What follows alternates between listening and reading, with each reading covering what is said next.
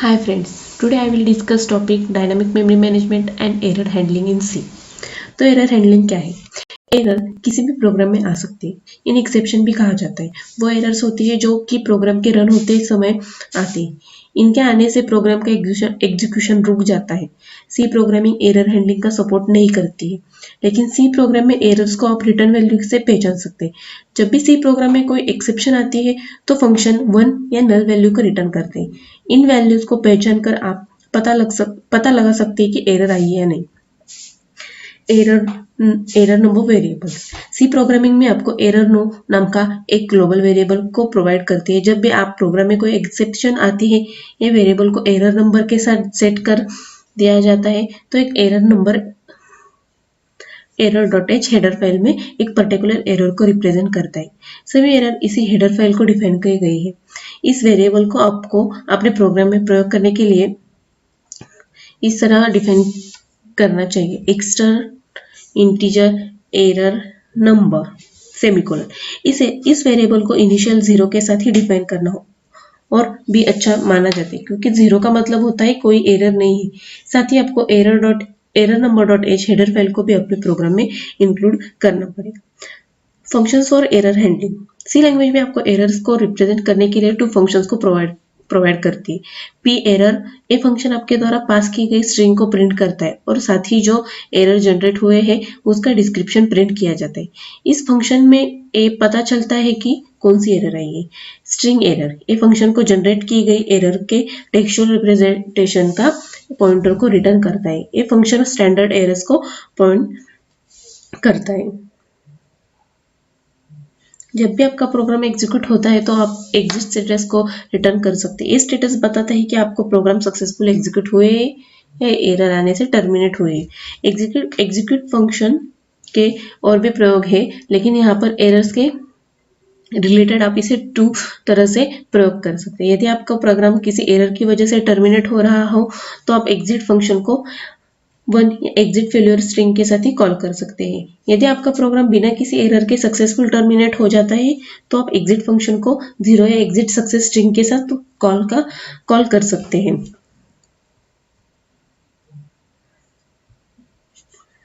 उसके बाद हम देखेंगे डायनामिक मेमोरी मैनेजमेंट।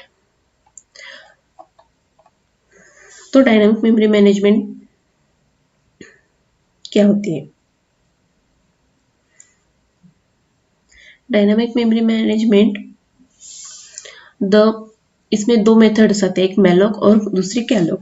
तो मैलोक मेथड क्या है? द मैलोक और memory allocation method in C is used to dynamically allocate a single large block of memory with the specified size. It returns a pointer of type void which can be cast into pointer of any form. Malloc का पूरा नाम memory allocation होता है। ये एक library function है जिसका इस्तेमाल केवल एक मेमोरी ब्लॉक को डायनामिक तरीके से एलोकेट करने के लिए किया जाता है। मैलोक फंक्शन की मदद से हम प्रोग्राम को एग्जीक्यूट करते समय यानी कि रन टाइम अपने हिसाब में मेमोरी एलोकेट कर सकते हैं। मैलोक फंक्शन गार्बेज वैल्यू को स्टोर किए हुए रहता है। मैलोक का syntax pointer equal to cast type malloc byte size. ये हमने यहाँ पे एग्जांपल दिया है। इंटीजर कास्ट टाइप मतलब data type malloc function use किया है 5 साइज ऑफ इंटीजर्स।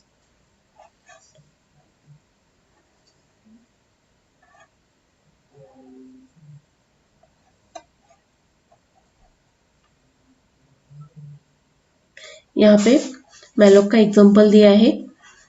हमने यहाँ पे इंटीजर ptr है, इंटीजर n और i। प्रिंटफ में हमने नंबर्स प्रिंट करने के लिए कहा। स्कैनफ में %d और n प्रिंट करने के लिए बोला। प्रिंटफ में हमने एक मैसेज पास किया, enter number of elements dynamically allocate memory using malloc. मतलब मेमोरी यहाँ पे डायनामिकली मेमोरी के साथ यूजिंग मैलोक फंक्शन का यूज किया गया है। Pointer equal to integer malloc n size of integer. if ptr equal to null, printf memory not allocated, else printf memory else function में printf memory successful allocated using malloc dot n for I equal to 0, I less than n, I ptr equal to I1।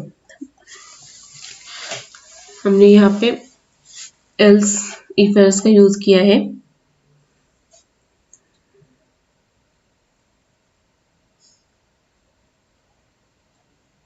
इसे हमने ये example of malloc का एक example देखा है।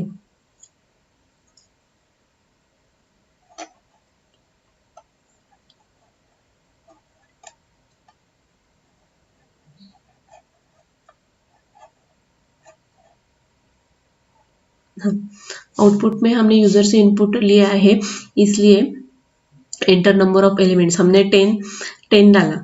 हमने enter number 10 किया तो हमें 10 का मेलोक साइज यहाँ पे मिला है।